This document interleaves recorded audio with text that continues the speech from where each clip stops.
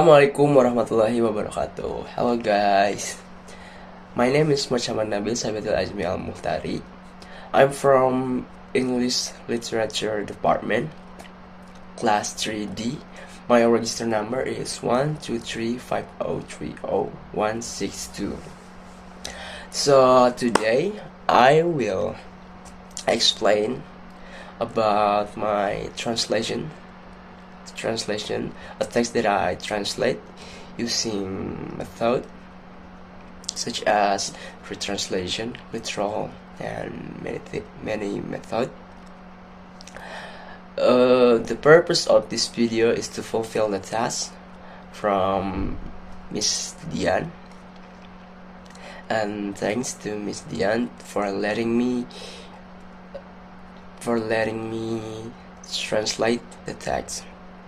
So the topics that I will translate is about a short story about folklore, and the title is The Crying Stone.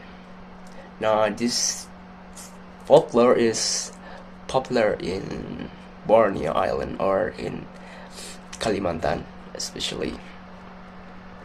And then I get this story from IndonesianFolklore.com. So I will explain my translation. So at first, in the first sentence, in a small village, a girl lives with her mother. The girl is very beautiful. Every day she puts makeup and wears her best clothes.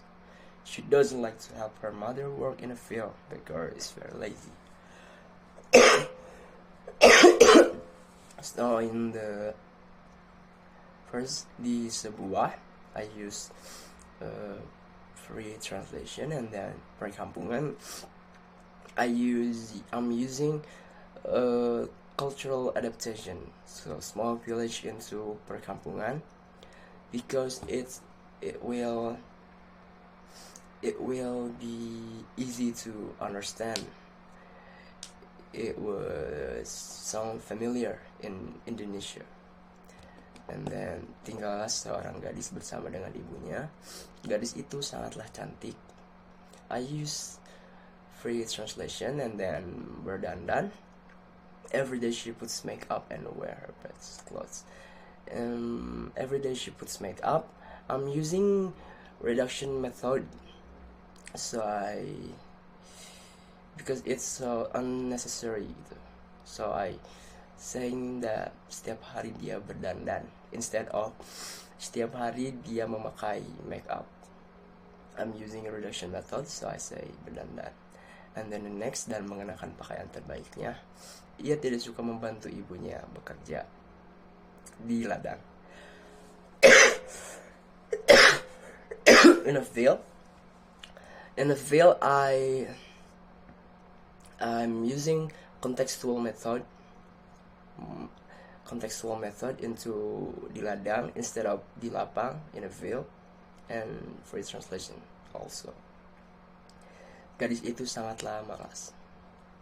And then the next, one day the mother asked the girl to accompany her to go to the market to buy some food.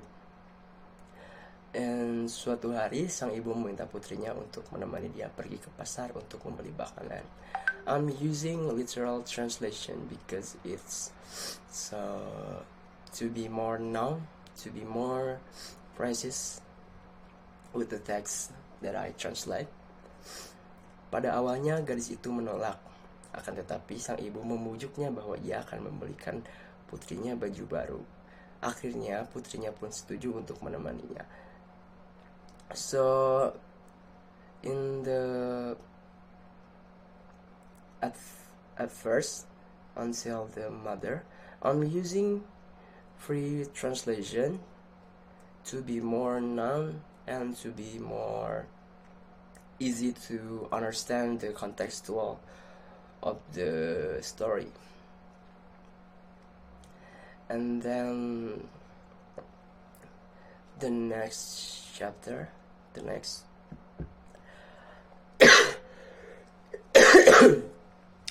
the next line, Although her mother is very sad, she agrees to walk behind her daughter. On the way to the market, everybody admires the girl's beauty. They are also curious. Behind the beautiful girl, there is an old woman with a simple dress. The girl and her mother look very different. So from the old folk until the beautiful girl, until the walks. I'm using the free translation. I'm using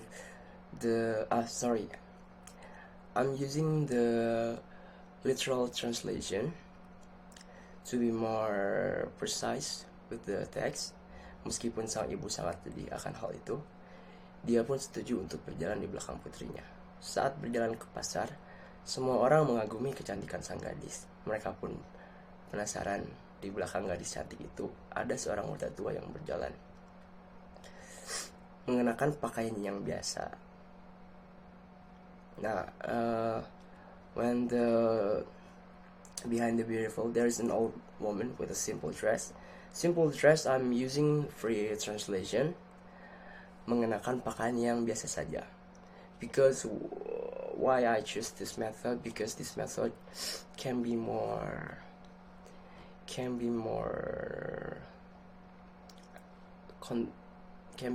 contextual, easy to understand the context, meaningful. Instead of I'm using word to word, simple, pakaian simple, I'm using the pre-translation, mengenakan pakaian yang biasa saja. Sang gadis dan ibunya pun terlihat sangat berbeda. The girl and her mother look very different. I'm using free translation. And then in the next, hello pretty lady, who is the woman behind you? Ask them. Hai gadis cantik, siapakah wanita di belakangmu itu? Tanya mereka. I'm using the free translation. Until she is my servant, answered the girl. Dia adalah pembantuku, sahut sang gadis. And I'm using the free translation. I think that's all from me. I'm sorry if I have so many disturb. I was cooking. I'm sorry. Thank you so much to watching me. Wassalamualaikum warahmatullahi wabarakatuh. Sorry if I had many problems and mistakes in my translation, in my making this video because of many disturb.